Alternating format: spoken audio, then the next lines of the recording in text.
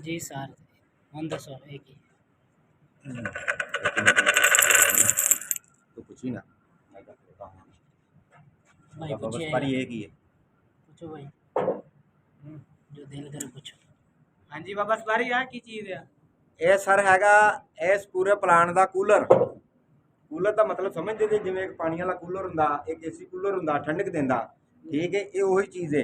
ਕਿਲਨ ਚੋਂ ਮਾਲ ਤਿਆਰ ਹੋ ਕੇ ਸੀਮਟ ਐਡਾ ਐਡਾ ਢੇਲਾ ਡਲੀ ਬਣ ਕੇ ਇਹ ਚ ਡਿੱਗਦਾ, ਇੱਥੋਂ ਕਨਵੇਅਰ ਲੱਗੀ ਆ ਇੰਜ ਇੰਜ ਕਰਦੀ, ਠੀਕ ਹੈ। ਇਹ ਇੱਥੋਂ ਠੰਡਾ ਹੁੰਦਾ ਜਾਂਦਾ, ਉੱਥੇ ਡਿੱਗਦਾ, ਉੱਥੋਂ ਕੇ ਕਨਵੇਅਰ ਲੱਗੀ ਆ, ਉਹ ਲੈ ਕੇ ਜਾ ਰਹੀ ਆ ਸੀਮਟ ਮਿਲ ਤੇ, ਉੱਥੇ ਮੁੜ ਕੇ ਦੀ ਪਸਾਈ ਹੁੰਦੀ ਆ, ਪਸਾਈ ਹੋਣ ਤੋਂ ਬਾਅਦ ਫਿਰ ਉੱਥੋਂ ਲੋਡ ਹੋ ਕੇ ਫਿਰ ਜਿਹੜੇ ਜਿਹੜੇ ਸ਼ਹਿਰਾਂ 'ਚ ਜਾਣਾ ਆ ਉੱਥੇ ਜਾਂਦਾ ਹੈ। ਇਹ ਕੂਲਰ ਹੈ ਮੇਨ ਚੀਜ਼ ਸੀਮਟ ਪਲਾਂਟ ਦੀ।